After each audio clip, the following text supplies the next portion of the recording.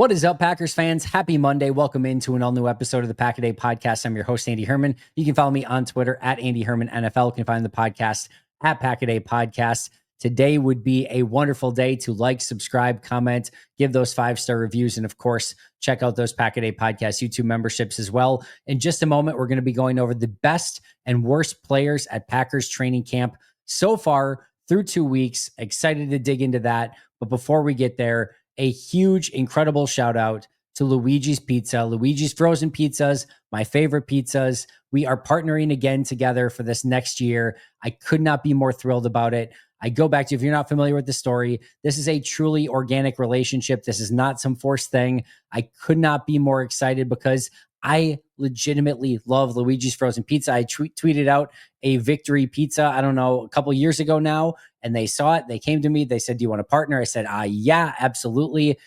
I got to tour their facility. They have the best ingredients. It's why their pizza is so good. If you are in an area where you can get a Luigi's Frozen Pizza and you haven't tried it yet, I don't know what to tell you. It is the best frozen pizza. I have tried probably way too many frozen pizzas. This is the best one. I can say that legitimately because it was my favorite before we even started partnering together, and I cannot recommend them enough. But a huge thank you to Luigi's for partnering again with Pack a Day this upcoming year. They've been awesome enough to support us. Make sure to go out and support them when you can as well by picking up your favorite Luigi's Frozen Pizza. For me, I go back and forth. The fresh dough, pepperoni pizza, and the ultra thin crust, the cheese, the pepperoni, they're all incredible, which makes it really difficult to choose. But make sure to go check it out because they have the best frozen pizzas that I have had in my entire life. All right, before we get into our main topic, couple quick things. Sterling Sharpe, Hall of Famer, so well deserved. This was a player that when I go back to my youth, and there was that group of NFC wide receivers, it was Jerry Rice, Michael Irving, Sterling Sharpe, Chris Carter, Rob Moore was in that conversation as well. It was just, you saw these players up and coming, and the wide receiver era was exploding, right? Because you had the quarterbacks and the passing attacks that were really coming to life, and you saw some larger than life wide receivers, of course, led by Jerry Rice. But that stretch that Sterling had was right there with Jerry, and they were neck and neck. And the 100, reception season, the first one that he had was just incredible. But this was one of the true first stars of my childhood. And then, of course, Brett comes along. And before Brett, by the way, I mean, it was like Sterling and Leroy Butler, and that was it. Because I was like just 90, 91 is when I started to kind of get into football a little bit more. And it was Sterling, Leroy Butler, Bryce Paup a little bit. Those were kind of the players that we got to cling on to. And then Brett came along, Reggie came along, and the rest was history after that. But Sterling, one of the very true first stars that I got to be so excited about as a Packers fan. And it was a joy to watch him every single Sunday. Such a brutal situation with his neck injury, cutting his career short. But I'm glad that neck injury did not hinder him from becoming a Hall of Famer, because he was well on his way to having one of the great wide receiver careers in NFL history. Again, unfortunate that it got cut short due to injury, but there's no question that his time frame in the NFL, he was one of the best. And if you're one of the best, I mean, I think number 2 to Jerry. I'm going to, of course, give it to Jerry, but in that era, number 2 only to Jerry Rice. And if you're the second best wide receiver over your career, even if that career is cut short, you should absolutely be in the Hall of Fame. More than well deserved. Excited to see him in there. And now it's time to get Mike Holmgren in there as well. Brandon McManus. I mentioned yesterday, everyone on the beat had him 8 for 8. And everyone's out there saying, he missed a kick. It was on family night. He missed a kick. So my investigative journalism that I'm so well known for, I go out there and I rewatch every minute of Packers family night. And I'm watching all the kicks. I'm watching with like hawk eyes, right? I'm like, there's one that's kind of close, but you can easily tell that they're signaling it's good.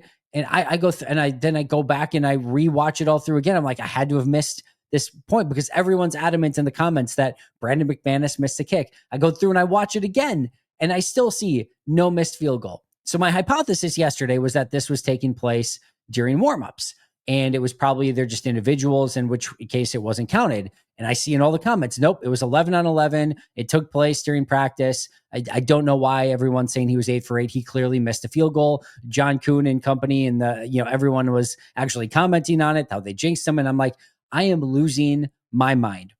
Here's what happened. Figured it out. Thank you to Basaraski Productions and Alex Becerra for figuring this out. There was a missed kick by Brandon McManus. My hypothesis was mostly right, by the way. The kick had taken place before the start of actual practice.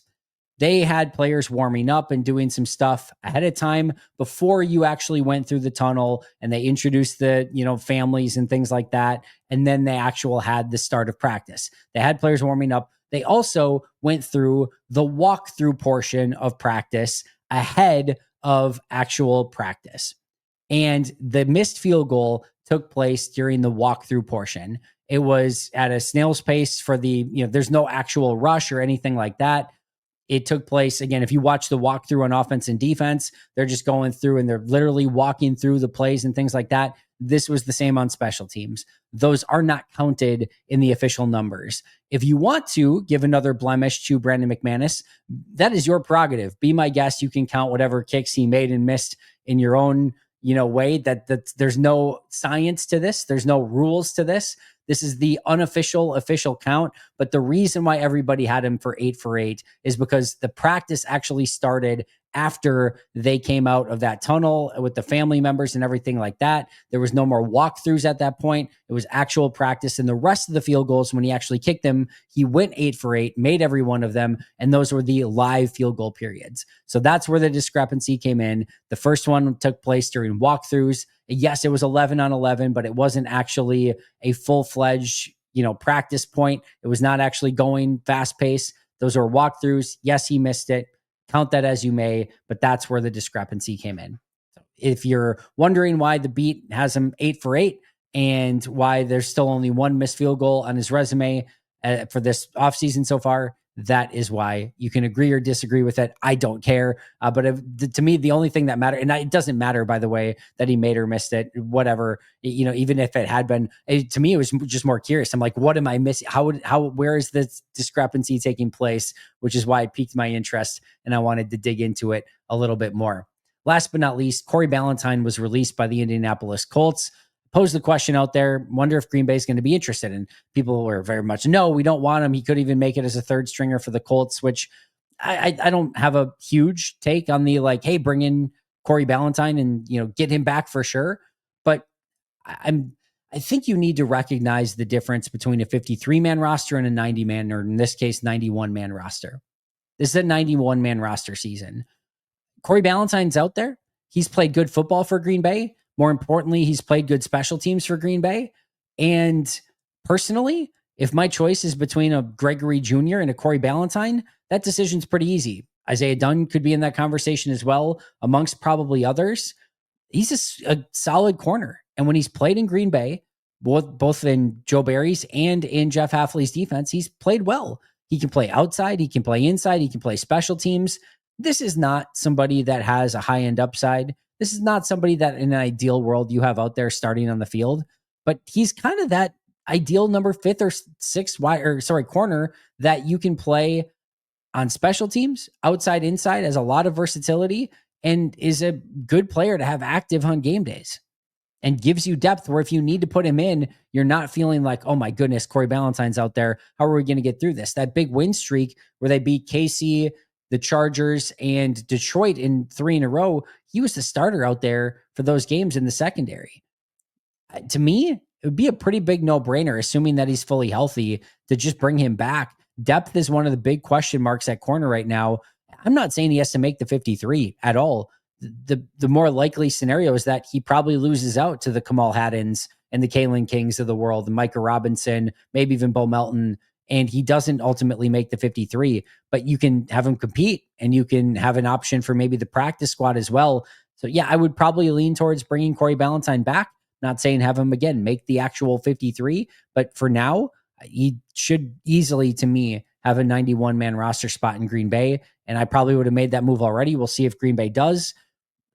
Yeah, that's all I kind of have to say about it. I don't know if they will or not. My guess is probably not, but one to kind of keep an eye on a little bit. And that was, again, my prerogative in bringing it up because to me, on the 91 at this point in time, he does make a lot of sense. All right, let's get to our main topic for today, the best and worst of Packers training camp so far. Here's my big disclaimer. The truth of the matter is there are no players to me that have elevated to the level of like, oh my God, can you believe how incredible this player is playing? And there are no players on this team that have downgraded to the level of just what's going on here? Why is this player playing so terribly? We are still pretty early on. The pads just came on, especially in the trenches, offensive linemen, defensive linemen. It's tough to kind of prove your worth so far. There's, again, only been, like 4 padded practices, something like that. So some of these things clearly take time. But with that being said, there are players who have stood out more, and there are other players who have just been extremely quiet through the start of camp. And then I think we're hoping for a little bit more from moving forward. Here's a great example of a player who I think a lot of people are talking about. And this is where I kind of want to rein in expectations a bit. I'm not trying to be a wet blanket on exciting players. And I'm not trying to be like, oh, he's willing to give everyone the benefit of the doubt on some of these players that are struggling. But Matthew Golden's such a great example of this. There is a ton of hype out there for Matthew Golden. I love the talent that I've seen from Matthew Golden so far. It is really impressive. He can go up and get the ball. The routes are getting there. The hands are really impressive that he can pluck it outside of his body. Everything on that scouting report from a positive standpoint, the speed, the hands, all of it are there. It's very clear and obvious to see. But he still has a ways to go as a route runner, and more specifically of just knowing this Matt LaFleur offense and what he's supposed to do inside of it. What route, or like the motion, the checks, the route depth, those sort of things. Those are things that he has to have a much higher attention to detail to. So if I were to say, like, am I closer to saying like he's been one of the better players? I would say yes, but I still think there's a long way to go, even with Matthew Golden. As excited as I am for him, I want to see him get more ingrained in that offense over the course of the next few weeks so that by week 1, he's really clicking on, I'm not going to say all cylinders, but he's really ready to go and play a big time role within this offense moving forward. I have one player that I will disagree with everything that I just said, and that is Brandon McManus. Brandon McManus has been phenomenal. He's missed 1, maybe 2 kicks, but just in general, he looks fantastic. He's striking the ball really clean. It's going right down the middle almost every single time. And it's just been a real joy to watch him kick in practice so far and not have to worry about a kicking competition or is this guy going to make kicks when it matters. Just it's not the way that it is for Brandon McManus. They found a really good kicker. He's been phenomenal in camp so far. And he's the one exception to that's one player I'm willing to say has been phenomenal, and is the hype is legit. It's not overblown. It's not hyperbole. He's been fantastic through camp so far. All right, my first negative one after McManus being my positive one is Devonte Wyatt. I've seen one play from Devonte Wyatt in practice so far. I'm sure he's had more than that, to be clear, but I've seen one play, and that was a run stuff after like a 1-yard gain. Not even a tackle at the line, not even a tackle for loss. Other disclaimer, 80 plus players out there in any given practice. Plus, we're on the sidelines. He's in the middle of defensive tackle, and it's tough to see in there sometimes. That could clearly be a piece of this. This is a player, first round pick, 25th overall, if I remember correctly. And there's a lot of expectations. He was an older rookie. I think he's going to be 28 this year, if I remember correctly. And they just picked him up his 5th-year option. He's going to get $15 million guaranteed, or right around there, $12 to $15 million guaranteed for 2026. This needs to be a big year for Devonte Wyatt. They are really counting. For all the talk about LVN and LVN needing to take a step, probably the player who owes LVN the most might be Devonte Wyatt. If LVN didn't exist and him not living up to expectations so far, everyone would probably be talking about Devonte Wyatt and him not living up to expectations so far. He barely played this last year, around 20-ish snaps per game when he actually was active for game days, missed a little bit of time. And you see these flashes from Wyatt that you're just like, man, that dude can move at that size and can hold up at the point of attack from time to time. Like, he has everything that you need to be a dominant defensive tackle and just hasn't been able to put it together. And every single time you're thinking maybe this is going to be it and he's going to take that step, it just hasn't happened. Not saying that it can't this year. I'm not saying that once the lights come on, he can't go out and have a phenomenal season. But so far, through the first couple weeks of camp, he has been completely nondescript. He has not made any big plays, at least that I have seen. And it has been one of the quietest camps of anybody that you could possibly imagine. I mean, some of the backup, like James Esther, has made a couple plays that have caught my eye at defensive tackle. Again, difference. He's playing against the threes. I get it. But just about every defensive tackle, Keith Randolph has made a couple plays. Devontae Wyatt, just the one that I've seen stopping a run right near the line of scrimmage, needs to be more impactful from Devontae Wyatt moving forward. Hey everyone, I have to tell you about this new game-changing product that I've been using before a big night out called pre-alcohol. Now, Zbiotics pre-alcohol prebiotic drink is the world's first genetically engineered prebiotic. It was invented by PhD scientists to tackle rough mornings after drinking. Here's how it works. When you drink, alcohol gets converted into a toxic byproduct in the gut. It's a buildup of this byproduct, not dehydration, that's to blame for rough days after drinking. Pre-alcohol produces an enzyme to break this byproduct down. So just remember to make pre-alcohol your first drink of the night, drink responsibly, and you'll feel your best tomorrow. Now listen, I get it. I was a bit on the fence about pre-alcohol initially myself, but I've now used it for a bachelor party, the college basketball tournament, and recently for a friend's epic 40th birthday party, and I'm legit telling you, it's the real deal. And guess what? Summer is here, which means more opportunities to celebrate the warm weather. And before that backyard barbecue brew, glass of Pinot watching the sunset at the beach, or a cocktail by the campfire,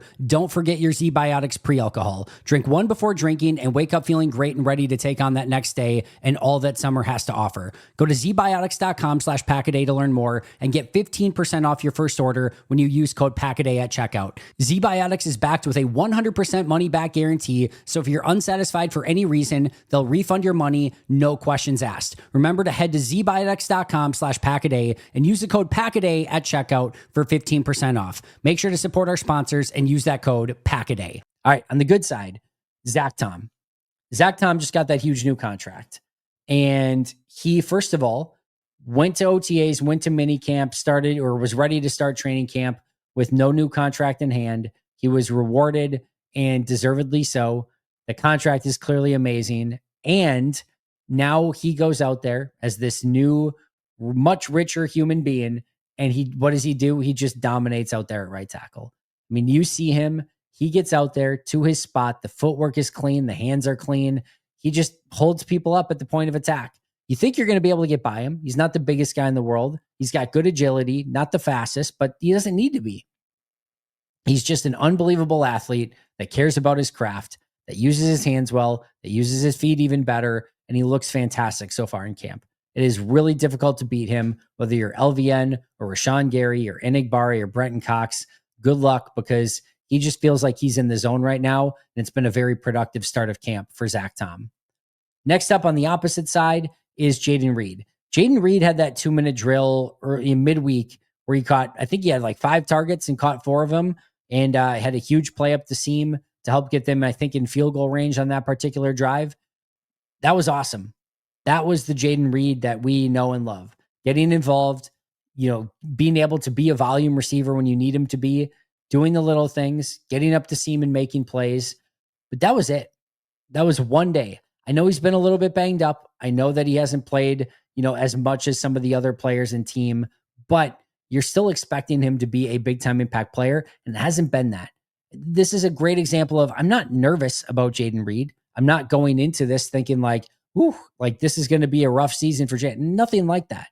But as far as expectations go and where you're expecting and wanting him to be in year 3 and maybe being a bit more active and taking over some of these practices a little bit more, that has not happened. So I would like to see a little bit more from him, and hopefully he can get a little bit healthier, stay out there a little bit more, and start making that impact that we know he can make on this particular offense.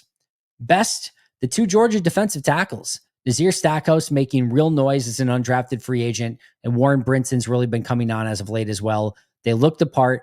They're going to start getting, I think, more time with the twos and maybe even Stackhouse a little bit with the ones for Matt LaFleur. Stackhouse has the run defense, plus he's able to shoot the gaps a little bit, showing off a little bit of pass rush chops. And Warren Brinson, I think the beautiful thing about Brinson is at family night, he got a rep against the ones that he made the most of, got into the backfield and had some pretty immediate penetration. I think going against Aaron Banks, don't quote me on that, on exactly who he was going against, but those two have looked good. And you're coming over from Georgia. I think they got overlooked because of some of the other great players there and because it was such a great defensive tackle class. But Green Bay looks like they may have found two gems in the late rounds with Warren Brinson and then an undrafted free agency with Nazir Stackhouse. On the flip side, we can talk about Karl Brooks the exact same way that we talked about Devonte Wyatt. Like if we're saying one play for Devonte Wyatt, I've seen goose egg plays from Karl Brooks. Say it one more time. Does not mean that it hasn't happened. Just means I have not seen it. I want to see a little bit more. This is somebody that, as a rookie, was one of my favorite players on the team, was getting pressure inside, was nonstop motor, and really was a fun player for a late round draft pick. I thought he was going to evolve into one of these players that, could really be impactful for Green Bay. Last year felt like a little bit of a step back. You were hoping he was going to regain his form. Right now, I think he's competing legitimately. I see people talk about Colby Wooden all the time of like, well, Brinson and Stackhouse are ahead of Wooden and so on and so forth. I like Brooks a heck of a lot better than Wooden, if I'm being honest. I think Wooden's outplayed Karl Brooks. I think Karl Brooks makes his team, I don't want to say no matter what, but he's a really great bet to make it. But I'm not locking him in. I think he has work to do. Same with Wooden. When you've got these young Georgia defensive tackles that are playing well, kind of upsets the apple cart a little bit and definitely changes the calculus for where they could potentially go in that position. But Karl Brooks, I want to see much more impact out of him. Best is the top three corners. Nate Hobbs had that one poor day in practice, and he's been a little bit injured as of late. I still love what I've seen from him. I get there's been a couple controversial plays and things like that, but his intensity is so dang fun, and I think it's really going to be contagious in that defensive backfield. Carrington Balentine, 4 interceptions so far. He's playing with great confidence, unbelievable instincts. He's jumping routes. He's making plays. And this is the Carrington Balentine I've wanted since his rookie year. You could see the talent almost immediately. You knew he just needed to get the game slowing down and playing with more confidence. We've seen that so far. He's at a phenomenal camp. And then Keyshawn Nixon. Keyshawn Nixon is allowing almost nothing on the outside. And even when he does, even when he allows a completion, just about everything is contested. There's been a couple of plays by Romeo Doubs where Doubs has got the best of Nixon, and Doubs had to work incredibly hard for those completions. Nixon contested it all the way through and made it incredibly difficult on Doubs, and Doubs having to go up and make a really big time effort to come down with that catch. That's the way that Nixon's played. Again, we'll see what happens against the Jeffersons and the Addisons and the Amon-Ra St. Browns and the DJ Moores, etc. But in camp so far, these three corners look legit. They look like they could go out and play a fantastic brand of football at any given moment. And they are giving these wide receivers and the offense in general in Green Bay a ton of fits so far. The flip one, the maybe worst is Malik Willis. And this is more specifically this past week. He had a day in practice where he threw 3 or 4 interceptions, and it was not pretty ones, just trying to force it way too much. You were figuring that's not what we've seen from Malik Willis, probably just a one-off. Then he came back in family night and threw 3 more interceptions, including one really bad one where Omar Brown had just went into his waiting arms. And another one a little bit later where the interception by Omar Brown where Omar Brown went up and got it. And then the Kalen King play where he threw late, crossed his body. King read it the entire way and jumped that one as well. Just want to see a little bit better job by Malik taking care of the football. I don't mind in practices that he's trying some things, seeing what he can get away with, learning this Matt LaFleur offense a little bit more rather than LaFleur catering his offense to Willis. So I like all those things. I just want to see him get a little bit more comfortable, confident, making those plays, making those throws without putting it in harm's way. Best are the linebackers minus Quay and I guess the new guy as well. And that's nothing against Quay. Quay just hasn't practiced so far. But this group of linebackers has been so fun to watch. from Edgerrin Cooper, who I think is having a really impressive camp. I know some people are saying like, well, there's not been the big plays. He is getting into the backfield consistently, making the right plays. It's tough to get interceptions and force fumbles, and you can't really rack up stats because there's no tackles at this point, right? But he's been really, really good. Isaiah Simmons is making a name for himself. Tyron Hopper looks much better than he did a year ago. Jamon Johnson had a phenomenal family night. I think Isaiah McDuffie has done everything that you would have potentially asked him to do with that new contract so far as well. And then Christian Welch showing up as somebody that can still play and maybe make it on a special team side as well. So I really like this linebacker room. I think they've all played well. I think the competition there is fantastic. It's going to be tough to whittle down that linebacker room when you get to cut downs at the end. On the flip side is Kadeem Telfort. Telfort has had a tough camp. This is the year 3 with some of these kind of undrafted offensive tackles that they keep around for a few years. Year 3, Yosh Nijman was ready to step up, be a rotational offensive tackle. He got kept around and he even got some starts, right? Alex Light, they kept for those first 2 years. They needed him by year 3 to kind of show he was ready. He wasn't. And that was kind of the end of the Alex Light experiment. So now in Kadeem Telfort's 3rd year, which way is it going to go? Is it going to go the Yosh Nijman route where he's 6th round, might even get some starts? Or is it going to go the Alex Light route? So far for Kadeem, looks like it's more trending towards the Alex Light route. He's going to have a great end of camp if he still wants to make this team, and not even on the 53, but potentially on the practice squad moving forward. LVN playing really well so far. I saw somebody post like people like Andy Herman are, just saying that LVN's amazing. I don't know where anyone got that from. I think he's had a solid start to camp. I've liked what I've seen so far. The big thing is he's coming up with plays every single day. But I've been pretty consistent with, I'll believe the LVN breakout when I see it out on the field. Think he's ultra talented. Think that he is a good defensive end no matter what, that he's a value add to your team, not first round worthy. And I don't think he's probably going to live up to those expectations, but I would love to be wrong. I am excited what I've seen in camp so far. It does look like he's taken some sort of step, needs to stay healthy, needs to be impactful. I've seen that from LVN so far. Hopefully he can continue it moving forward. Worst, Trey Hill and Donovan Jennings at center. Trey Hill was so bad at center at snapping that they moved him to guard, moved Donovan Jennings over. Donovan Jennings has been so bad at snapping that he got benched at family night because he had so many struggles snapping the ball. There are balls on the ground, dribbled back to the quarterback, to the side, well over their head. It has been a nightmare for the number 3 centers, led by Trey Hill and Donovan Jennings. That's not to say that maybe they haven't been playing well at guard when they have not had to have that center responsibility of actually snapping the ball, but the center experience for those two has been pretty downright awful.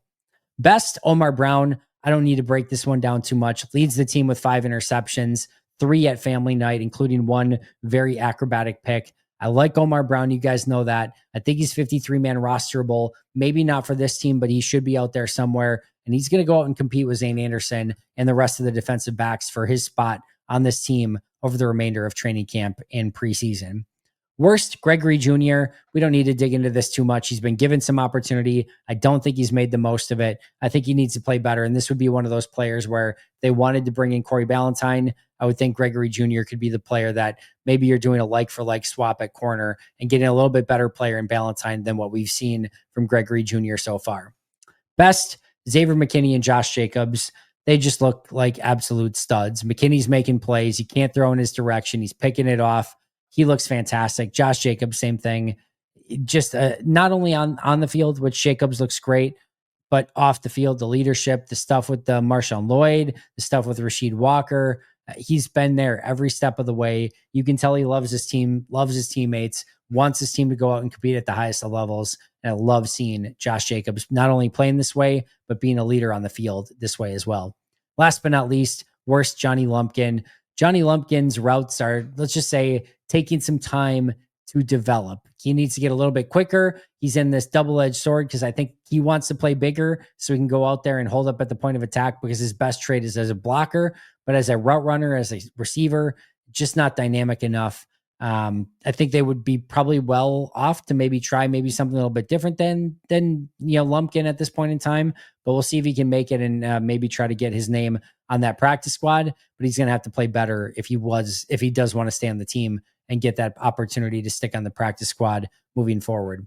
All right, that's going to do it for me today. Our best and worst. Best, Brandon McManus, Zach Tom, the Georgia defensive tackles, the top 3 corners, the linebackers minus Quay just because he hasn't played, LVN, Omar Brown, Xavier McKinney, and Josh Jacobs. And the ones that have been struggling a little bit more, Devontae Wyatt, or just at least we haven't seen much from, Devontae Wyatt, Jaden Reed, Carl Brooks, Malik Willis, Kadeem Telfort, Trey Hill and Donovan Jennings, Gregory Jr., and Johnny Lumpkin. Shout out to Bo Melton, by the way, who I think is ahead of schedule as a corner. He's been intriguing. He's been a plus player, and I'm excited to see where this goes. I know I won't name names, but there was at least one person on the beat who in the press box said, hey, I think Bo Melton's going to play a significant, at some point this year, will play I think he said a key role or a significant role, something like that on the team this year, and also insinuating he'll make the team. We'll see. I'm not quite there with Bo, but he's had a really nice start, and I'm still very excited to see where this can end up with Bo Melton, if he can actually make it as a corner. That again does it for me. Shout out to our All-Pro and Hall of Fame members, Mo State in Minnesota, and PJ Wynn, John Wild, Brandon Paletta, Boom Handle, Donna Lee, Lori Lord, Baby QB, David McCluskey, Donald Decker, Alex Huang, Peter Ritaka, Jay Zimmerman, B. Brown, Puerto Rican Packer, Dan Gesford, Dylan Pat Scott, SoCal Pack, Chris Reger, Izzy Roberts, Ian Ewing, Carlo Delgado, Willie Winkle-Stinkle, Jen Wright, The Gable Storm, Matt Geiger, Pack Attack Cast, Chris Weish, and Griff Henblee. See you guys soon, but until next time, and as always, go Pack Go.